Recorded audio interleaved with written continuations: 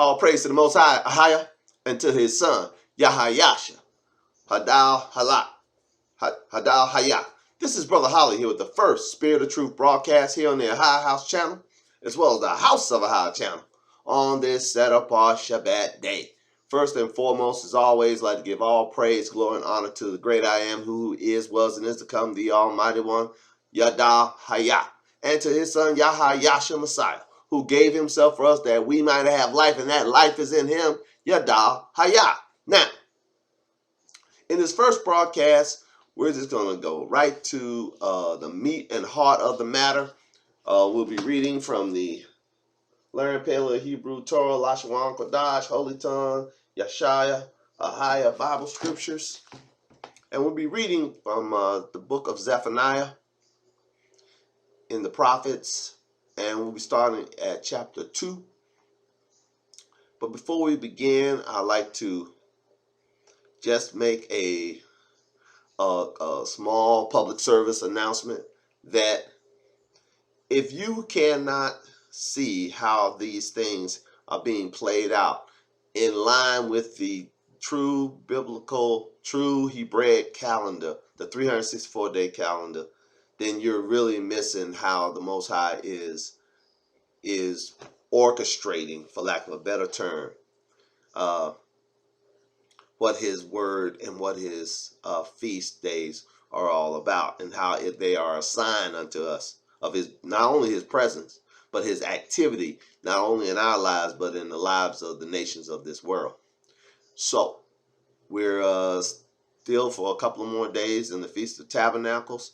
I'd like to give a high all praise. It's been a glorious time of tabernacling with him, being mindful of what has happened to our ancestors in the wilderness, being mindful of having a heart of preparation for the troublesome times that are ahead of us. For it says in the book of Ezekiel that we're going to be gathered and sent into the wilderness a second time, children. There, Ahai's going to deal with the rebels. We're all going to have to pass under the rod of the covenant, and he's going to get the transgression out of us finally, and then we'll be ushered into the promised land as he swore to our fathers Abraham, Isaac, and Jacob. All praises. But before we go home, children, the current inhabitants got to be ran out. And we're going to read from Zephaniah, the almost like reading a newspaper with current events, almost a blow-by-blow pictorial, if you will, of how that depopulation of the promised land will go down, how it's going to happen, why it's going to happen, and the culmination of it is us being gathered and put back in our land once and for all. All praises. Turn me to Zephaniah chapter 2. Start reading at verse 1. Gather yourselves together, yea, gather together, O nation not desired. Will you highlight? Now, as you probably know, those of you who are of the Hebraic faith or are new to the Hebraic faith, if you listen to any of the alphabet camps on YouTube or other platforms, they read this verse a lot. They refer to the children of Yasharahla as being the nation undesired, and I have to agree with them. There's nothing about us that would make anyone want to be one of us, especially in our current state of being scattered, of being oppressed, of being punished for the transgressions of our own transgressions, well, by transgressions of our foremothers and forefathers. But there are those of us who are patiently waiting for the redemption that has been promised us through the Messiah, through Yahayasha, and the promised return to our land as foretold in the scriptures, both old, new, and the apocryphal books. We are going to be regathered, children, from the four corners of the earth. Yahayasha talked about it. The prophets talked about it. Moses talked about it. Even the Apostle Saul, whom we all trust, talked about it. The regathering of the children of Yasharahla will happen. And in my particular perspective, children, it will happen soon. And we kind of gave a glimpse of how the timing is falling out. It's when you see the beast, and we identify who the beast was last week. If you missed that broadcast, look it up. The Feast of Ahai and the Rise of the Beast from last week, and we identify who the beast nation is. And it says in Revelation 13 that the beast nation will be given ability to wage war against the saints for 40 and 2 months. So we're just in month 1 of the 42. So the beast got a while to go. But that gives you a kind of an indication of how much time should pass between the rise of the beast and their ability to wage war successfully, I might add, against the children of the Most High, and the time in which they will be put down finally, and they will no longer be inhabiting our land. We're going to read about that right now. Zephaniah chapter 2 verse 1 says, "Gather yourselves together, yea, gather together, O nation not to Zion, before the decree bring forth, before the day pass as the chaff, before the fierce anger of Ahai come upon you." We're to be gathering together. We're to be calling out solemn assemblies now, while we're in a state of not being desired, so that the wrath of Ahai won't come upon us. Before the day of Ahai's anger come upon you. Seek ye Ahai, all ye meek of the earth. Will you highlight? What did Yasharahla say about the meek? The meek shall inherit the earth. We are the meek. We are the weak. We don't have an army. We don't have a nation state. We don't have an air force. We don't have no rock. We ain't got nothing. We can't even agree, most of us, on the language, nor the name for the Most High. We are fractured, distraught, often disunified people. But we got some helps, children. The AHAYAH'S is a help, because you can read about it in Zephaniah that at the end he's going to return us to pure language, the AHAYAH language or the Hebrew language. He's going to return it unto us, and we're going to agree in one consent. So it's coming, children. We've already have the tools being given to us in these last days for the pure language to return unto us. All praises. So if you haven't gotten your copy of the AHAYAH'S, or Brother Kashim, I hope I'm pronouncing your name right, get your copy. Zephaniah 2:2, before the decree bring forth, before the day pass as the chaff, before the fierce anger of Ahai come upon you, before the day of Ahai's anger come upon you. Verse 3, Zephaniah 2:3, seek ye Ahai, all ye meek of the earth, which have wrought his judgment. Seek righteousness, seek meekness. If may be, ye shall be hid in the day of Ahai's anger. Will you highlight? We want to be hidden away right now. We don't want to be, raising up right now.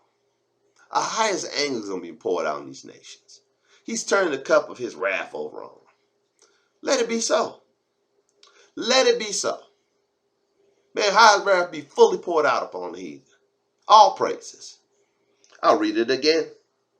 Zephaniah 2:3, seek ye Ahai, all ye meek of the earth, which have wrought his judgment. Seek righteousness, seek meekness. It may be ye shall be hid in the day of Ahai's anger, for Gaza shall be forsaken, and Ashkelon a desolation. When you highlight both these places, Ashkelon, I hope I'm saying that right, and Gaza right now are being depopulated. I'll read it again. Zephaniah 2:4, for Gaza shall be forsaken. So the current occupants of Gaza, who the scriptures identify here in Zephaniah as Moabites, these Moabites are being run out of there.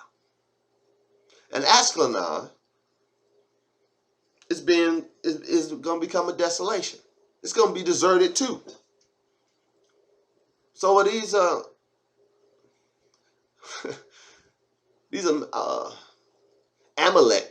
Amalek's descendants, the ones who say they are Jews and are not but do lie, who are the current dominating faction in the land. They're going to be evacuated. They're going to be moved out. They're going to leave their coastal cities too. Let's read it again.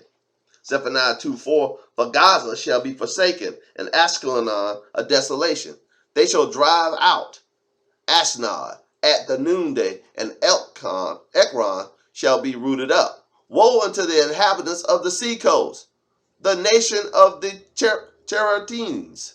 The word of Ahai is against you.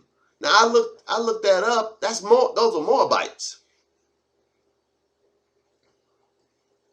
I'll read it again. Zephaniah 2:5. Woe unto the inhabitants of the seacoast. Does not Gaza sit up against the Mediterranean Sea? It sure does. It said, woe to those inhabitants. Woe means destruction, desolation. The nation of the Cheretines. The word of Ahai is against you, O Canaan, the land of the Philistines.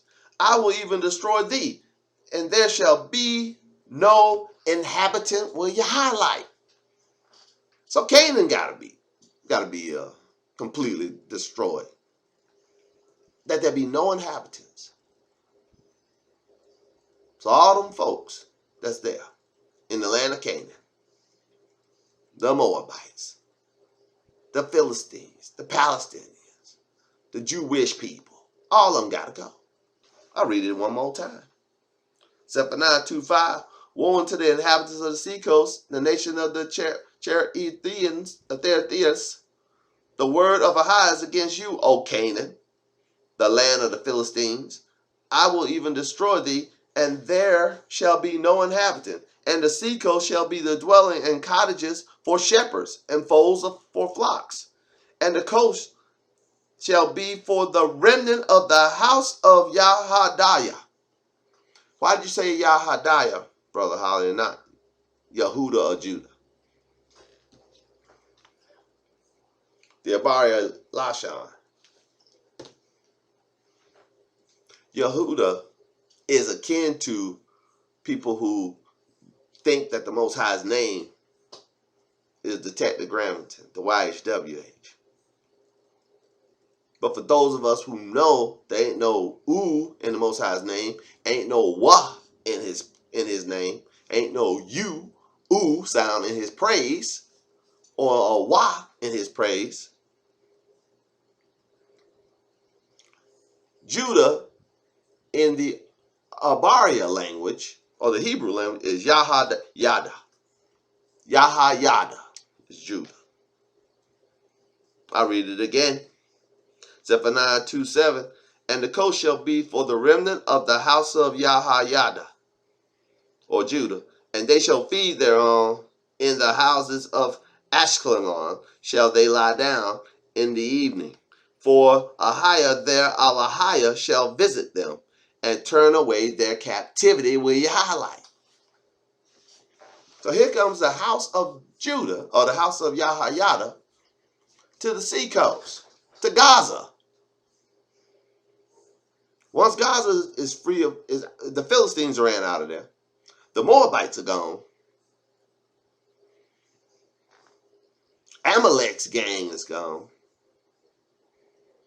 Then he gonna put the house of Yahayada in there, the house of Judah in there. Verse 8, Zephaniah 2:8. I have heard the reproach of Moab and the railings of the children of Ammon, whereby they have reproached my people and magnified themselves against their border. Therefore, as I live, saith Ahai of hosts, the Alahayah of Yasharahla, surely Moab shall be as Sodom, and the children of Ammon as Gomorrah, even the breeding of nettles and salt pits, and a perpetual desolation. The restitude of my people shall spoil them, and the remnant of my people shall possess them when you highlight. This shall they have for their pride, because they have reproached and magnified themselves against the people of AHAYAH of hosts will you highlight.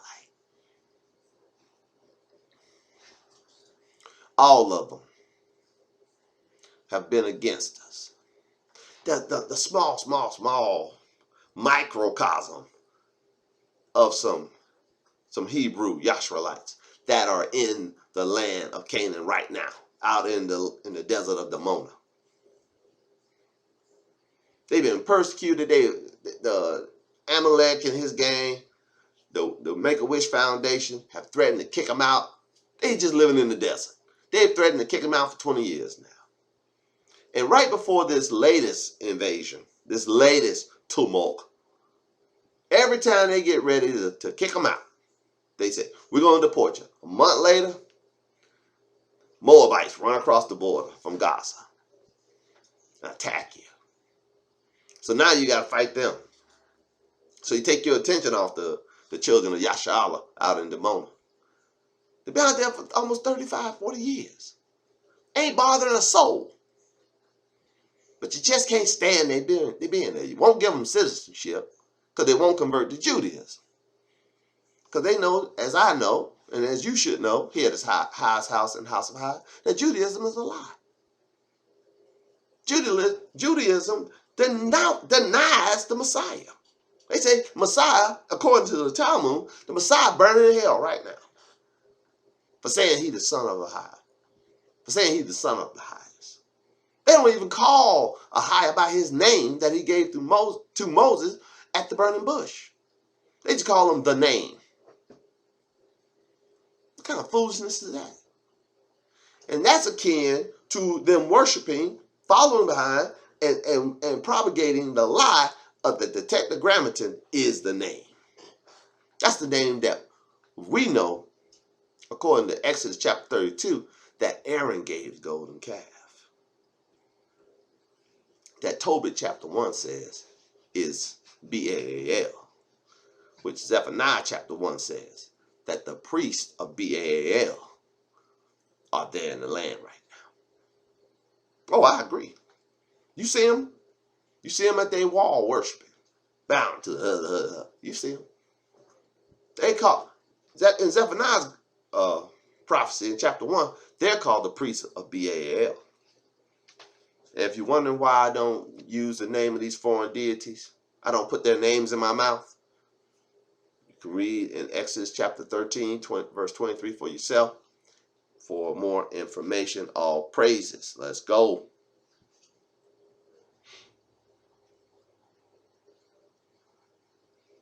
Zephaniah 2:8. I have heard the reproach of Moab and the reveling of the children of Ammon, whereby they have reproached my people and magnified themselves against their border. Therefore, as I live, saith AHAYAH of hosts, the AHAYAH of Yasharahla, surely Moab shall be as Sodom, and the children of Ammon as Gomorrah, even the breeding of nettles and salt pits, and a perpetual desolation. The restitude of my people shall spoil them, and the remnant of my people shall possess them. This shall they have for their pride, because they have reproached and magnified themselves against the people of AHAYAH host.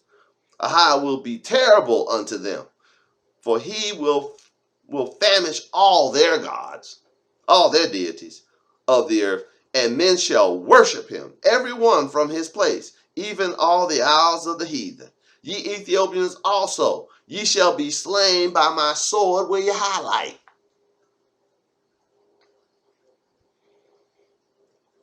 So where do they get all these fake Jews from? They got a whole host of them out of where? Ethiopia. Practicing Judaism, worshiping the Tetragrammaton. What does it say about them? Right here. Let's read it again. Zephaniah 2:11. AHAYAH will be terrible unto them, and he will famish all their deities of the earth, and men shall worship him, every one from his place, even all the isles of the heathen. Ye Ethiopians also, ye shall be slain by my sword, and he will stretch out his hand against the north, and destroy Assyria, and make Nineveh a desolation, and dry like a wilderness. We highlight. He gonna reach his hand to the north. He ain't gathering nobody from the north. He's destroying the north. Wow. And flocks Zephaniah 2:14. And flocks shall lie down in the midst of her.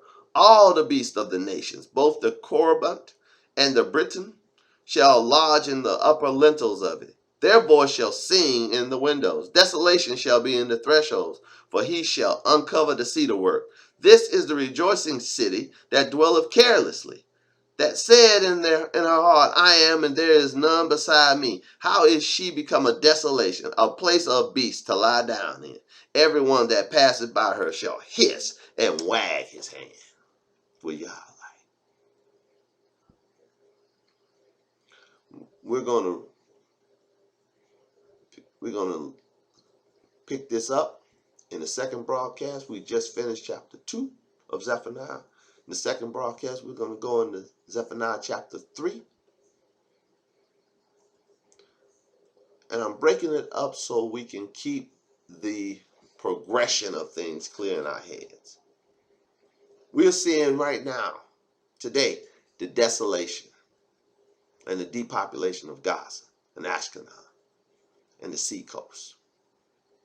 We're going to see some of the children of Yasharahla move into there. We're going to see that.